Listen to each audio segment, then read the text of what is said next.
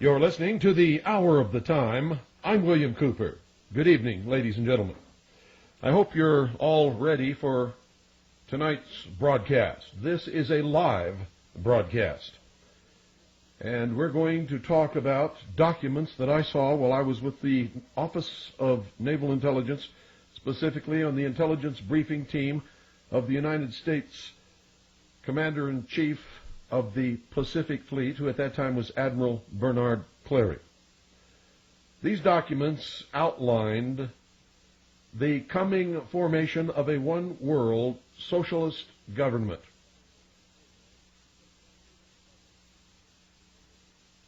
There were many different aspects to this plan.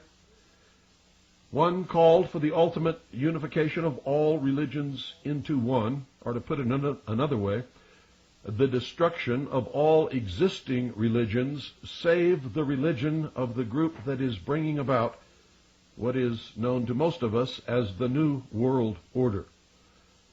It is, in fact, and it was revealed by this plan, that they are the sum total of the highest adepts of all of the secret societies and so-called fraternal orders, which as one body make up the mystery schools, or the ancient mystery religion of Babylon.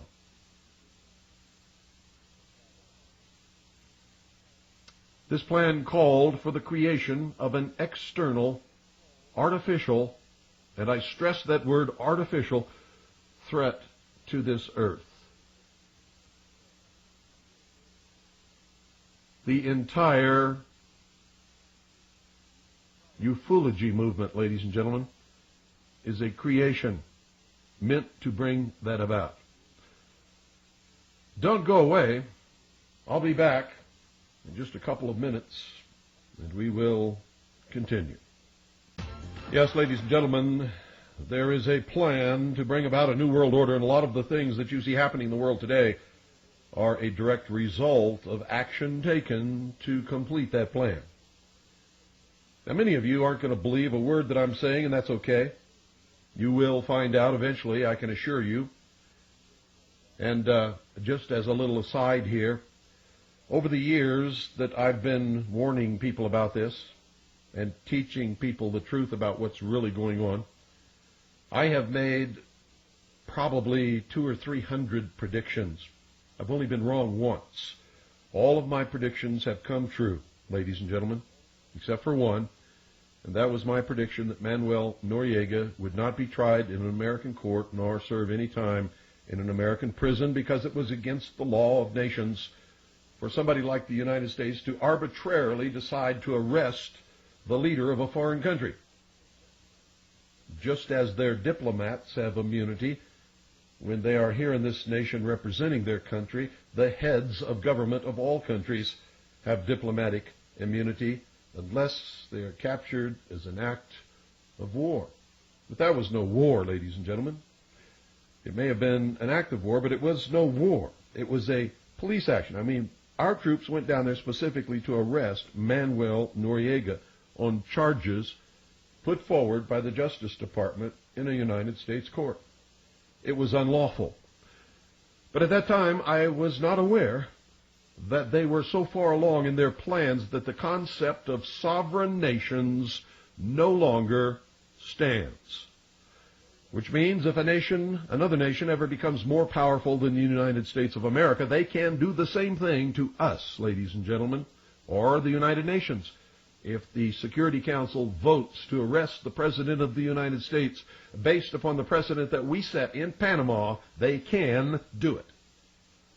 Now I'm going to overlap on yesterday's broadcast just a little bit to make sure that we're not behind in anything. I want to make sure that everybody understands exactly what I'm talking about. And I don't want to come in the middle of something that we started yesterday, so we're going to back up a little bit. And I'm going to go over some material that we have already covered. As always, when you listen to the Hour of the Time, folks, make sure you have pen and paper handy and that you use it. Take copious notes. And once you have this information and you understand it, if you watch the events happening in the world, all of a sudden, things will begin to come together and make sense to you that made no sense to you ever before in your life. If you really believe that things on the worldwide scale happen all the time by accident, then you're not playing with a full deck of cards, folks. If all of these things were happening by accident, at least some of them would happen in our favor. But they're not. The law of averages, the laws of statistics say that eventually the card has to come up in our favor. We have to get a winning hand. But we are continually losing big time. And I mean big time. So let's back up. Remember, I talked yesterday about the creation of an artificial alien threat to this earth to facilitate the destruction of sovereign nations, the coming together as one humanity under a one world government, with all people willing to make whatever sacrifices are called upon them to make, such as giving up all your liberties and freedoms and anything else they may ask you to do, in order to oppose this external threat. And I talked about a lot of other things, but if you want to go back and cover those, folks, you're going to have to buy the tape. Now, this radio station and this broadcast is owned and operated by the Independence Foundation Trust, which is a non-profit charitable organization. So if you want to find out how to acquire the tapes of any broadcast of the hour of the time, write to Harvest Trust. That's Harvest Trust.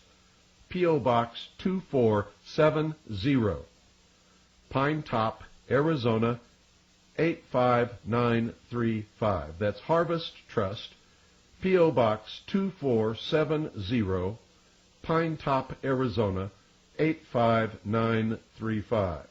Or you can call 520-333-4578.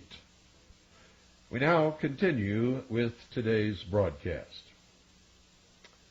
In order to make interstellar travel believable, which nobody was buying, nobody understanding the vast distances in space could even remotely conceive that somebody from some other star could make the journey from their planet to here. Not only that, but nobody could understand how they could find this planet or even want to come here, given the billions and billions of choices that there are in the universe. So in order to make this believable, which absolutely had to occur for this scam to be swallowed by the people of the world, NASA, the National Aeronautic and Space Administration, was created. The Apollo space program, ladies and gentlemen, foisted the idea that man could travel to and walk upon the moon. Every single Apollo mission was carefully rehearsed and then filmed in large sound stages at the Atomic Energy Commission's top-secret test site in the Nevada desert and in a secured and guarded sound stage at the Walt Disney Studios, within which was a huge-scale mock-up of the moon. All the names, missions, landing sites, and events in the Apollo space program echoed the occult metaphors, rituals, and symbology of the Illuminati's secret religion. One of the most transparent, not the most, but one of the most transparent, was the faked explosion on Apollo 13, which was the metaphor for the initiation ceremony involving the death, which was the explosion, placement in the coffin, which was the period of uncertainty of their survival, communion with the spiritual world in the imparting of esoteric knowledge to the candidate, which was the orbit and observation of the moon without physical contact, rebirth of the initiate, which was the solution of the problem and repairs, and the raising up by the grip of the lion's paw, which was the re-entry and recovery of Apollo 13. 13, ladies and gentlemen, is no coincidence. It is the number of death and rebirth, death and reincarnation, sacrifice, the phoenix, the Christ, but not the Christ that you know if you are a Christian, and the transition from the old to the new. Another revelation to those who understand the symbolic language of the Illuminati is the hidden meaning of the names of the space shuttles. Listen to this very carefully. I assume that you all know the names of the space shuttles. If you don't, they are all included in this sentence.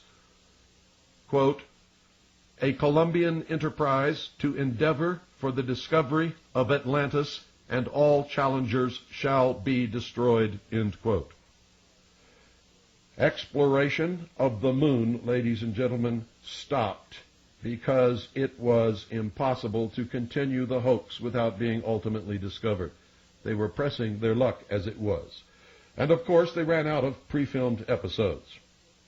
No man, ladies and gentlemen, listen to me very carefully, no man has ever ascended higher than 300 miles, if indeed any have ever ascended that high above the Earth's surface.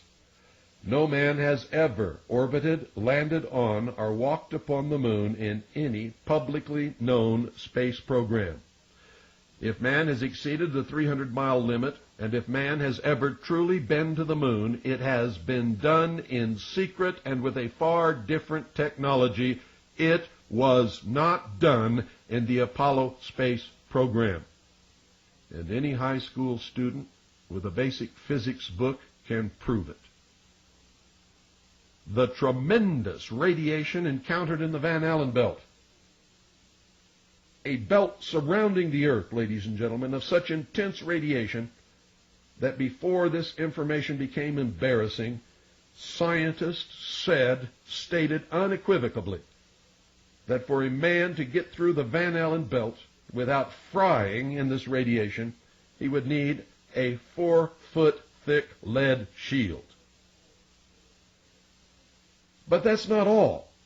In space, there is solar radiation. You see, standing on the surface of the Earth or anywhere within our atmosphere, even a thin atmosphere, we are protected from the solar radiation and from the tremendous increase above the normal solar radiation that is created by solar flares and flung throughout the universe. Most of them are unpredictable, cannot be predicted. There is no such thing as saying we're going to send a man from the Earth to the moon during this period of time because we know there's not going to be any solar flares or solar storms, and thus they'll be safe from radiation. Cannot be done. On top of that, there's cosmic radiation. On top of that, there is a tremendous problem with temperature control and many other problems connected with space travel, which prevent living organisms leaving our atmosphere with our known level of technology. As I said, any intelligent high school student with a basic physics book can prove NASA faked the Apollo moon landings. Now, if you doubt this, ladies and gentlemen, please explain how the astronauts walked upon the moon's surface enclosed in a spacesuit in full sunlight, absorbing a minimum of 265 degrees of heat surrounded by a vacuum. 265 degrees, ladies and gentlemen, is 55 degrees above the boiling point of water. Now, it would take one hell of an air conditioning system to keep them cool. NASA tells us the moon has no atmosphere and that the astronauts were surrounded by the vacuum of space. Well, if that's true, ladies and gentlemen, heat is defined as the vibration or movement. Heat is defined, ladies and gentlemen, as the vibration or movement of molecules within matter. The faster the molecular motion, the higher the temperature. The slower the molecular motion, the colder the temperature. Absolute zero is that point where all molecular motion ceases. In order to have hot or cold, ladies and gentlemen, molecules must be present. NASA tells us that space is absolute zero, that it is colder than any cold that any person has ever experienced, because absolute zero is like 200 and something degrees below the zero that you know about. Do you understand what I'm telling you? That is a lie. NASA has intentionally lied to us all of these years. Space is a vacuum. A vacuum is a condition of nothingness where there are no molecules. Vacuums, ladies and gentlemen, exist in degrees. Do you understand what I'm telling you? Some scientists tell us that there is no such thing as an absolute vacuum. But space is the closest thing to an absolute vacuum that has ever been known to us.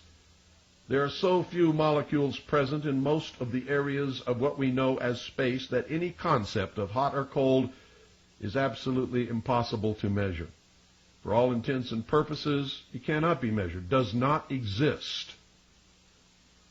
Now remember, a vacuum is a perfect insulator.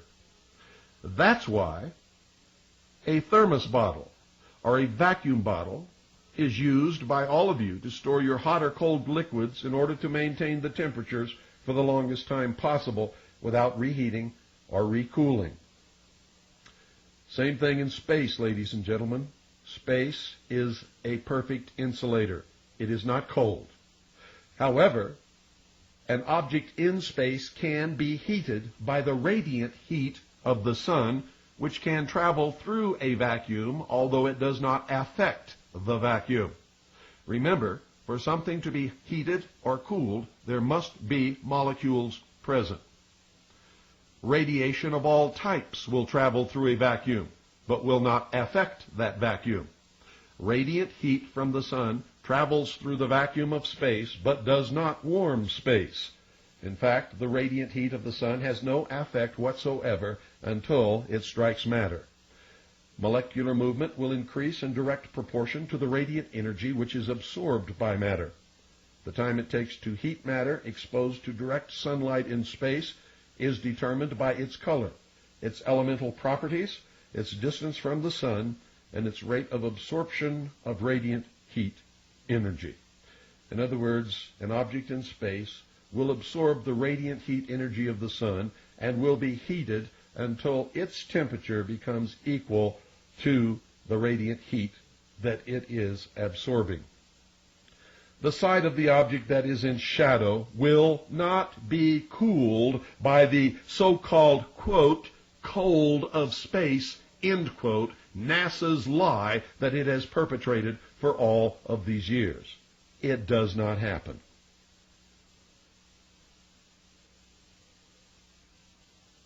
Heat will spread through any object, through contact of molecule against molecule, until the heat of the object all over the object has become equal, ladies and gentlemen. Now understand what I just told you. Objects which are heated cannot be cooled by space.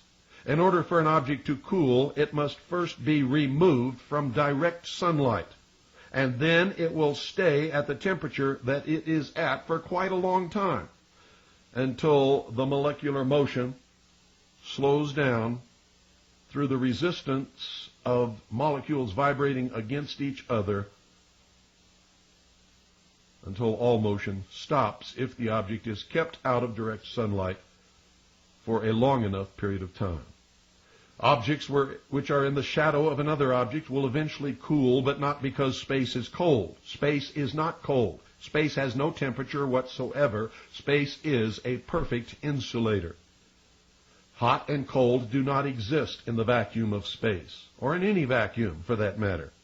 Objects cool because the laws of motion dictate that the molecules of the object will slow down due to the resistance resulting from striking other molecules until eventually all motion will stop, provided the object is sheltered from the direct and or indirect radiation of the sun and that there is no other source of heat. And this process takes quite a long time. NASA insists the spacesuits the astronauts supposedly wore on the lunar surface were air-conditioned. An air conditioner cannot and will not work without a heat exchanger. A heat exchanger, ladies and gentlemen, simply takes heat gathered in a medium such as Freon from one place and transfers it to another place. Water can be used. Air can be used. Anything that will conduct heat can be used for this process. This requires a medium of molecules which can absorb and transfer the heat, such as the atmosphere or water. An air conditioner will not and cannot work in a vacuum. NASA, in fact, says that their air conditioning works by a system of tubes which carry water all around the body, all throughout the spacesuit, and to a heat exchanger, which is cooled by ejecting water onto coils which freeze because of the cold of space, and then the water on the coils absorbs the heat from the water in the coils and then evaporates into space. Does not happen, ladies and gentlemen. It is another lie. Such a system might work in the atmosphere of the Earth, but it will not work in the vacuum of space. In fact, if you look at the videotapes, the good videotapes of the astronauts walking around in their spacesuits, you will see no tubes of heat exchangers of any kind and no ice formed on their backpacks anywhere at any time. Which means if such a heat exchanger exists, it must exist underneath the backpack, and there must be an opening there so that the ice can have contact with the vacuum of space. When you watch the astronauts bend over, you will see that there is no opening on the bottom of their backpack. NASA has lied to us again. There is no heat exchanger. There is no way that the spacesuits can be cooled surrounded by a vacuum in space, ladies and gentlemen. Not only that, but even if they had a heat exchanger that was hidden in the backpack and was somehow open to the vacuum of space so that ice could evaporate, NASA has proved themselves a liar through their own words by stating that they have found ice in the shadowed portions of craters that are never lit by the light of the sun. Ice that has been there for millions, maybe billions of years. So NASA themselves have told us that ice will not evaporate into the vacuum of space. NASA has lied once again. An air conditioner will not and cannot work in a vacuum. A spacesuit surrounded by a vacuum cannot transfer heat from the inside of the suit to any other place. The vacuum, remember, is a perfect insulator. A man would roast in his suit like a hot dog in such a circumstance. The same laws of physics apply to any vehicle traveling through space. How did they cool the vehicle? Traveling through space, ladies and gentlemen. Thank you, honey. My little daughter just got home and brought something in to show to me. The same laws of physics, ladies and gentlemen, apply to any vehicle traveling through space. NASA says they solved the problem of heat buildup in the space vehicle traveling from the Earth to the Moon, which you'll remember took several days, by slowly rotating the spacecraft. So that as one side was heated, this is exactly what they tell us, as one side is heated, it slowly rotates into the shadow side where it is cooled by the sub-zero temperatures of space. Another lie.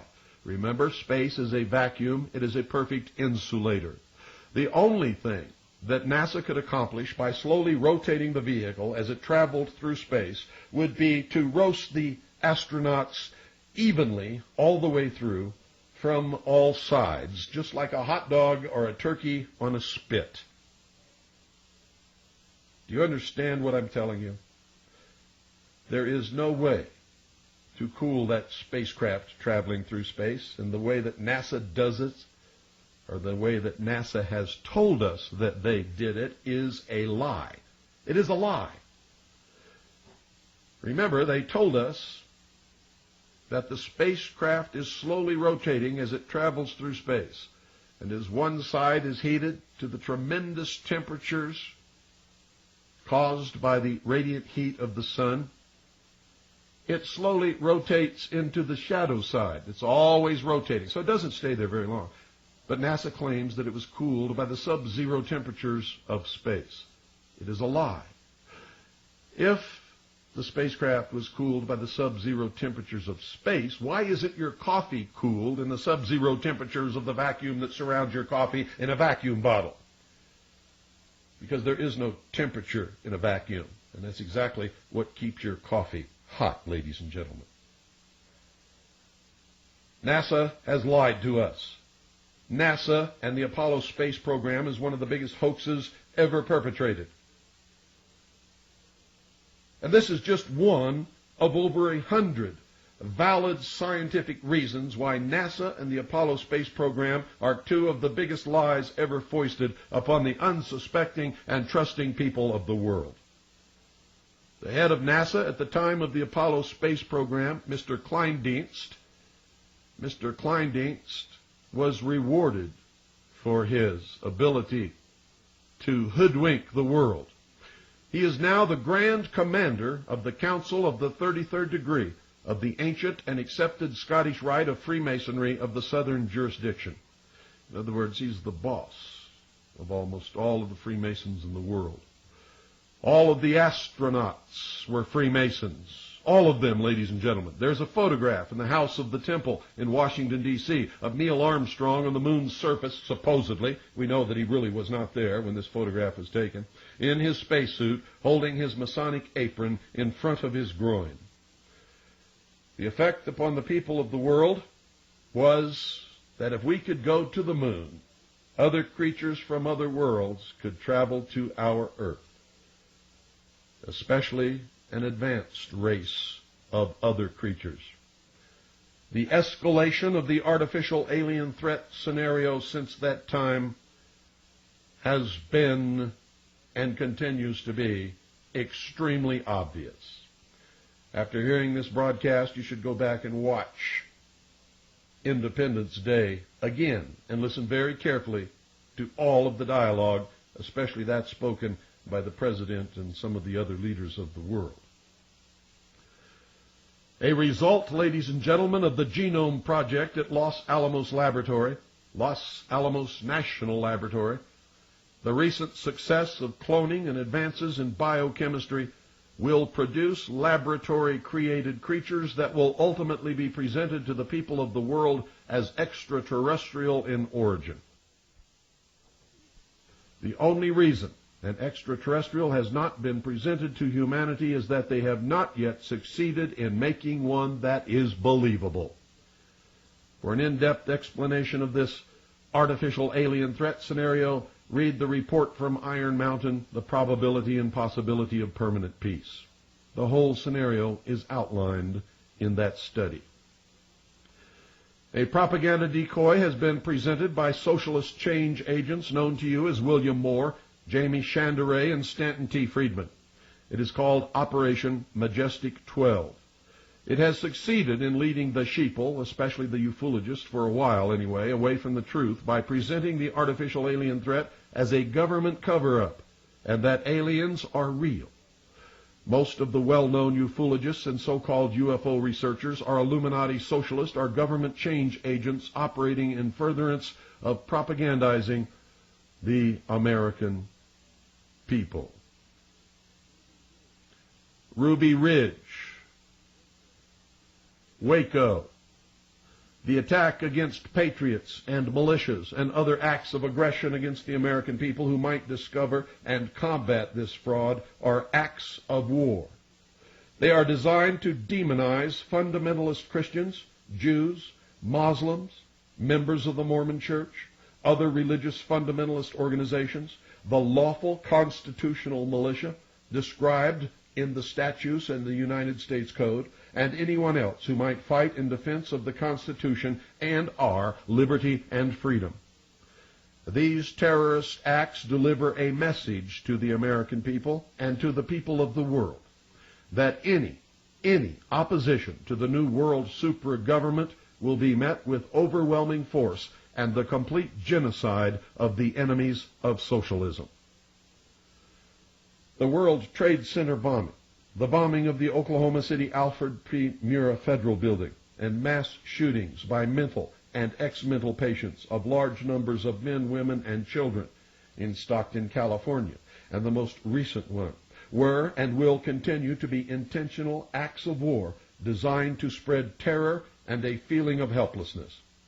Most of the ex or current mental patients who have perpetrated these acts are in fact innocent victims of mind control projects that are in activation to further the interests of this socialist new world order.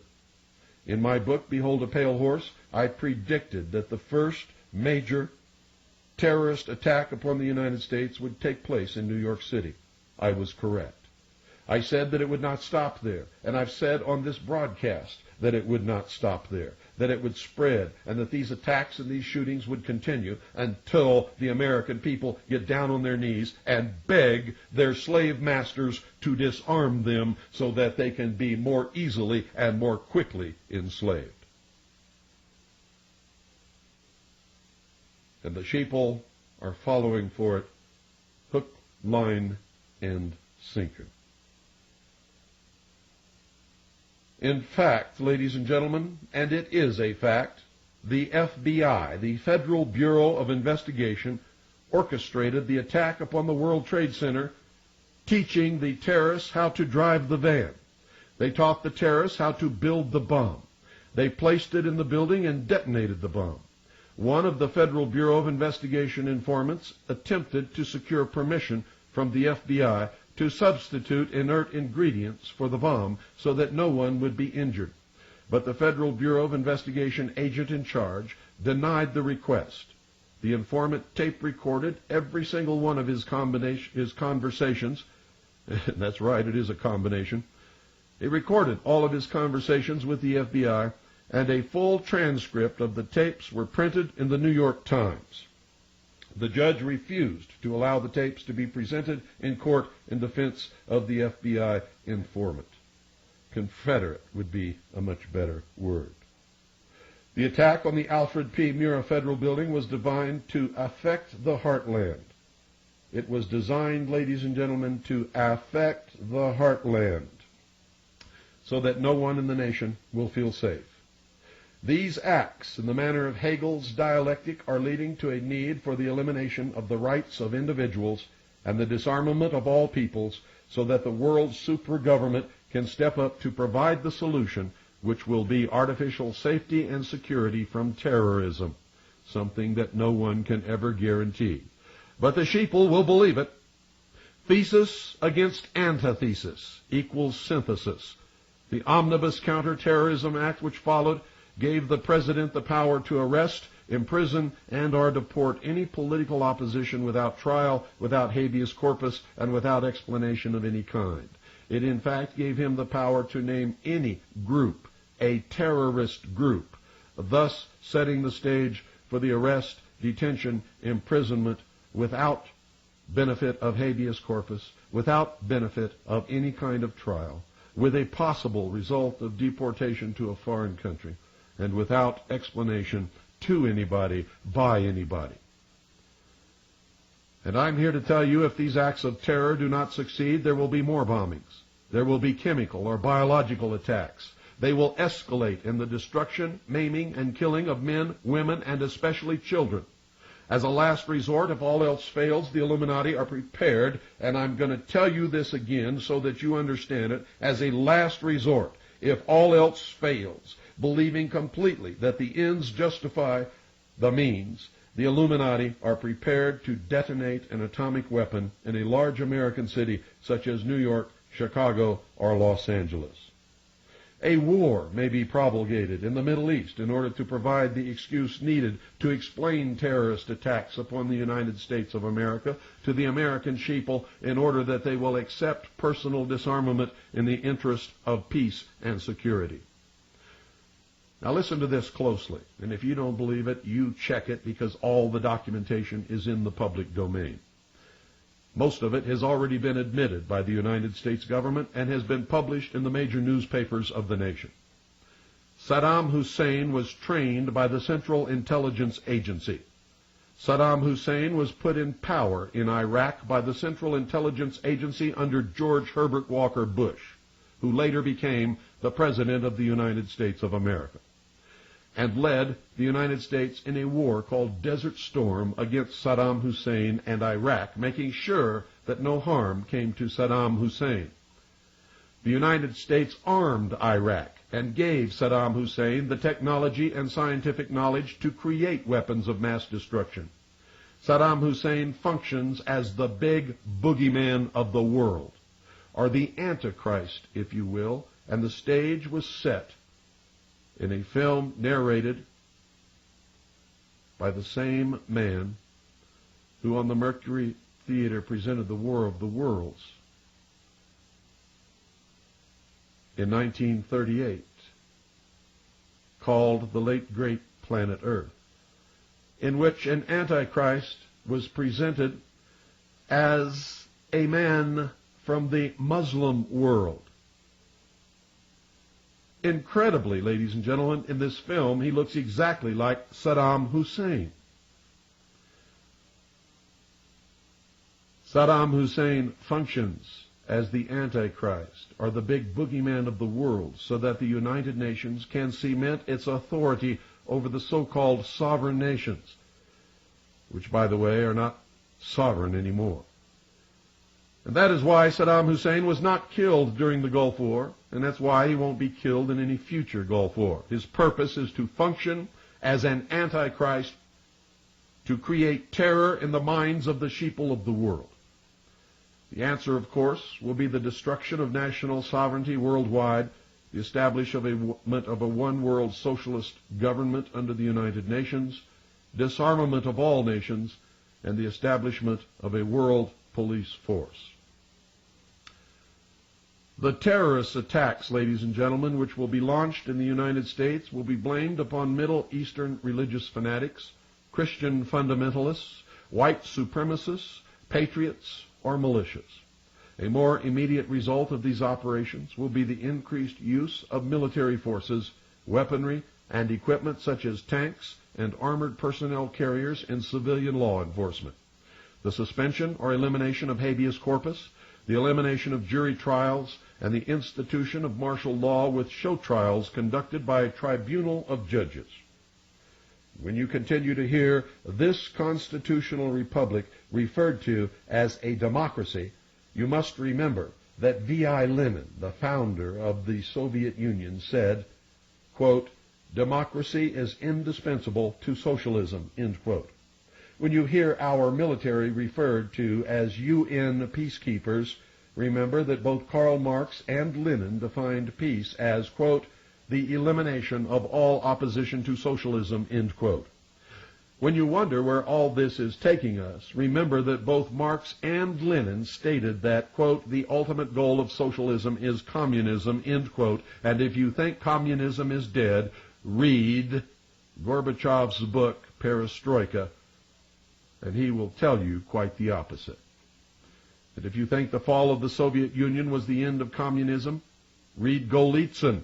And believe me when I tell you that the highest-ranking communist mole in the Central Intelligence Agency was James Jesus Angleton.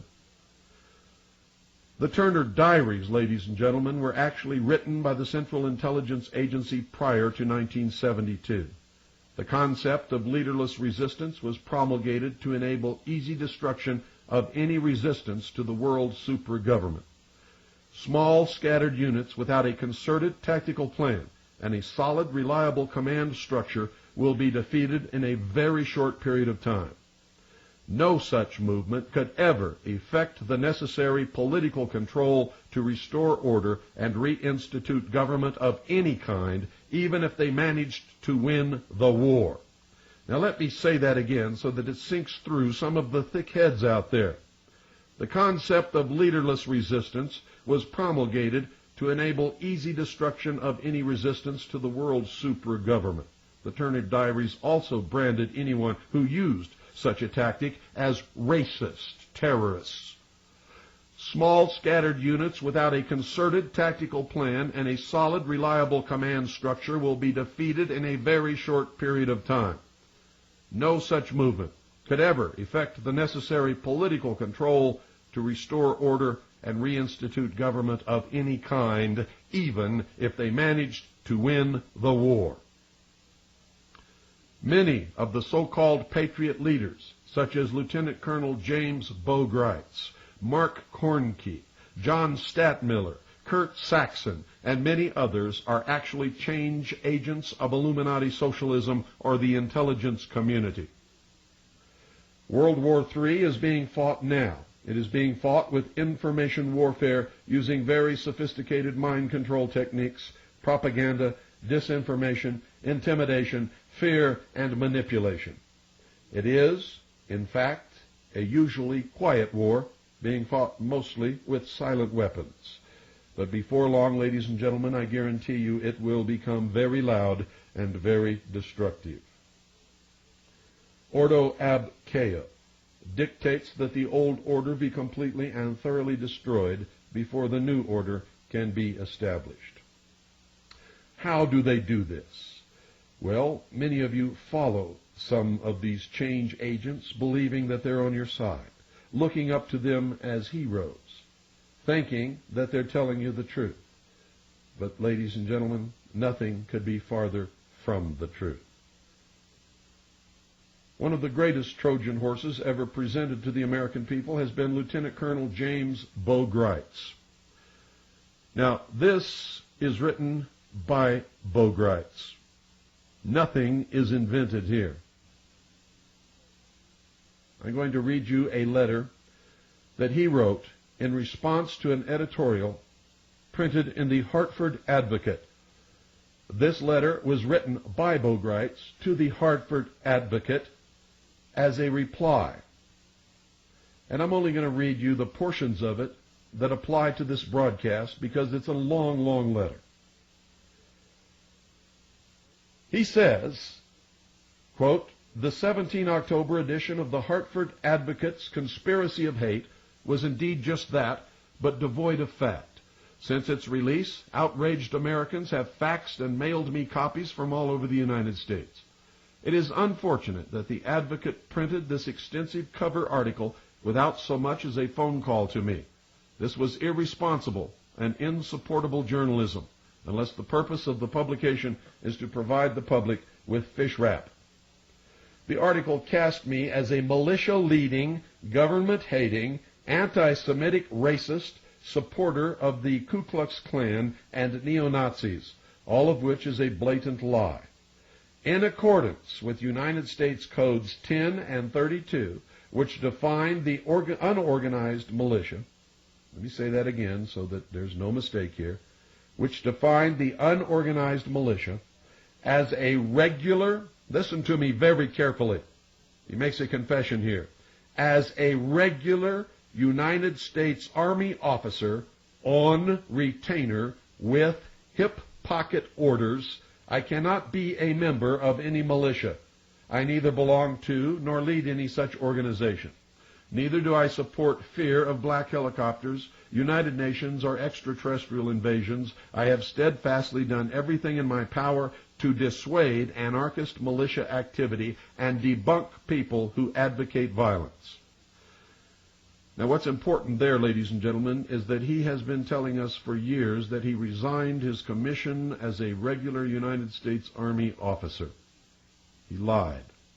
Here he admits he is a regular United States Army officer on retainer with hip pocket orders, which means, ladies and gentlemen, he is an undercover agent of the United States government. He has lied about his religion. To Pete Peters, he said he was a member of the Christian Identity Church. Do you know what that means, ladies and gentlemen? That's British Israelism. Those are the people who believe that they are the true Israel and that every other race is inferior to them and that they are destined to rule the world. Gritz goes on to say, quote, "I am a member of the Jewish Defense League's San Francisco chapter. I believe the fate of America is linked to Israel. For that reason, I am a long-time The Forward subscriber." Now, if you don't know what the Jewish Defense League is, ladies and gentlemen, it is a militant, racist arm of international Zionism. It is not a normal Jewish organization. Most Jews in this world are just like all other people. They don't know what the hell's going on any more than any of us ever did before we did our research or before, like me, got placed in a position where we discovered it and then spent many years researching to find out what it all meant. He says, quote, "I am a member of the Jewish Defense League San Francisco chapter," end quote. This is the same man who told the people in Sedona, Arizona, that he's tried all the different churches and never found one that he could believe in. I bet he didn't tell that to the church that he's been a member of for many years, the Church of Jesus Christ of Latter-day Saints.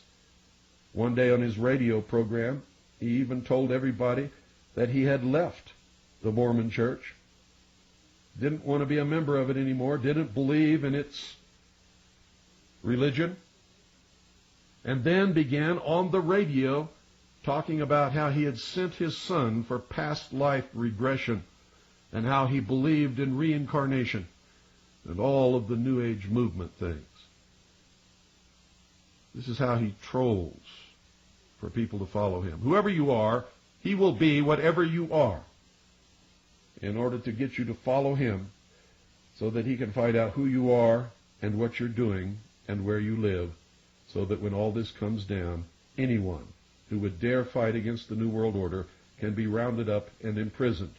And when the key is turned in the lock, it will be Lieutenant Colonel James Bogreitz who turns that key.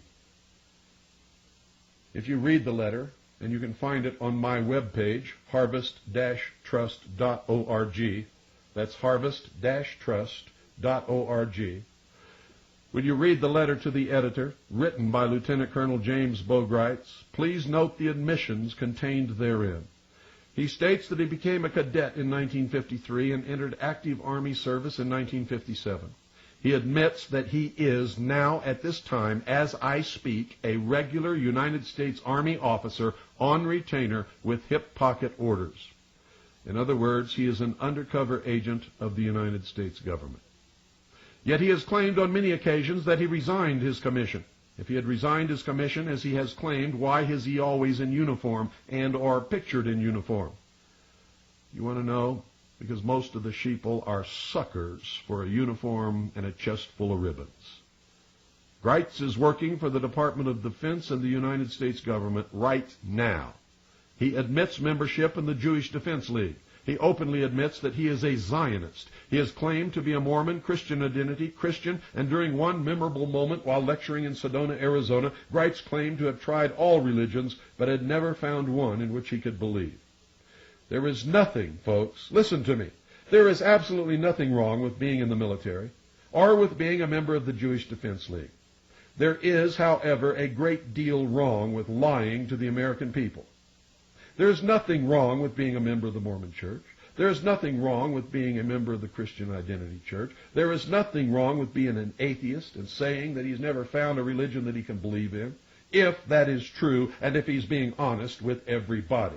I believe in freedom, and we all have the freedom to belong to whatever organization or whatever church we want to belong to. And I have served in the military service of the United States of America, first in the Air Force and then in the Navy.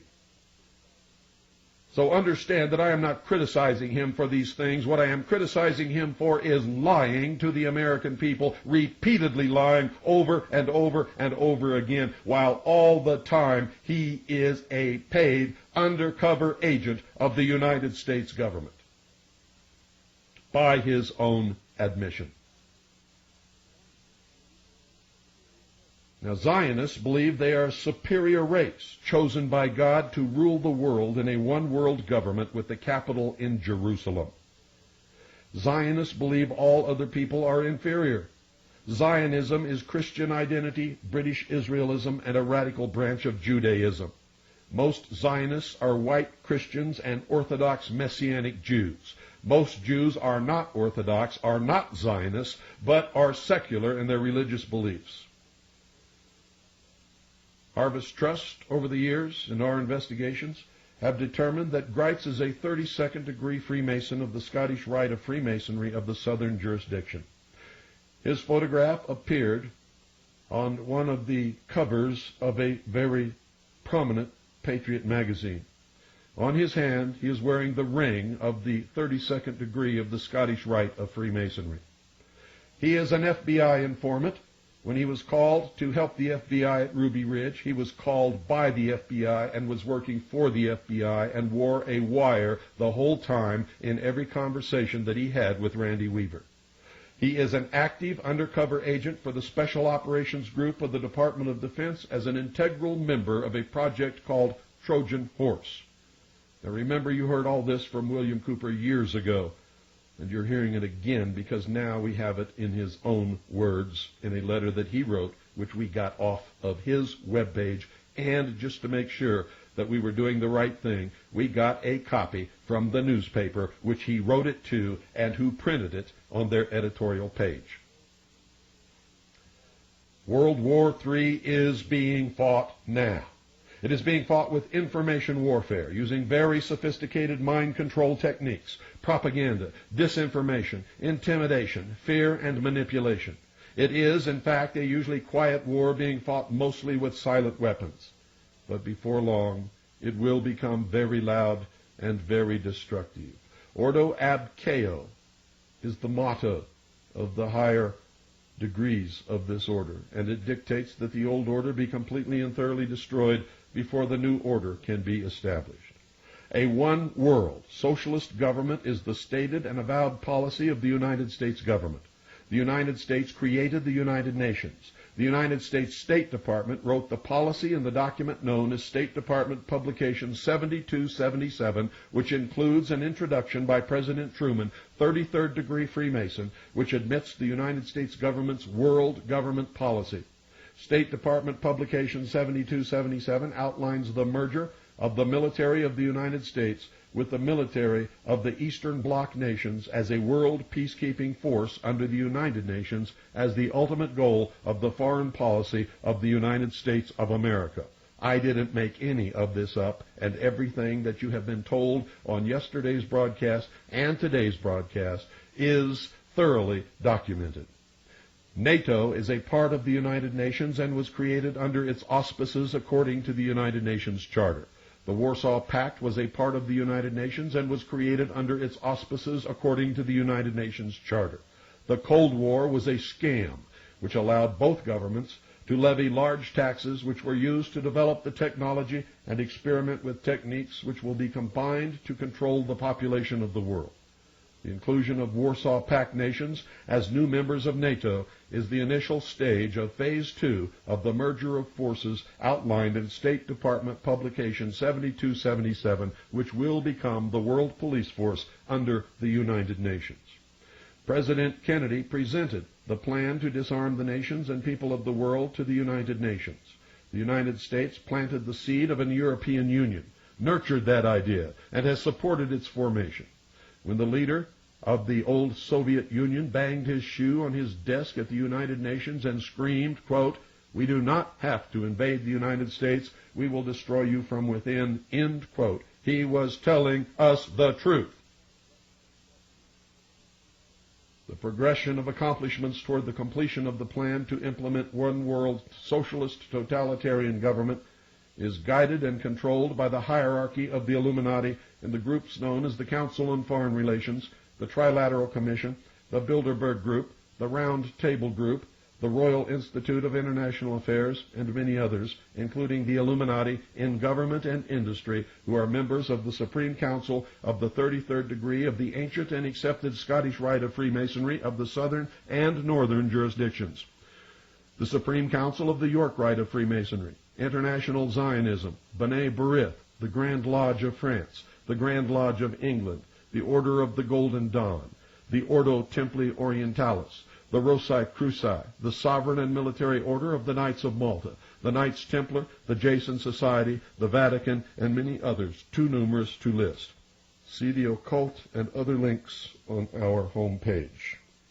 You will be amazed. It's harvest-trust.org on the Internet. I will finish this tomorrow, ladies and gentlemen, because once again, we've run out of time. Good night, and God bless each and every one of you. And if I've scared you, good. It's about time somebody did.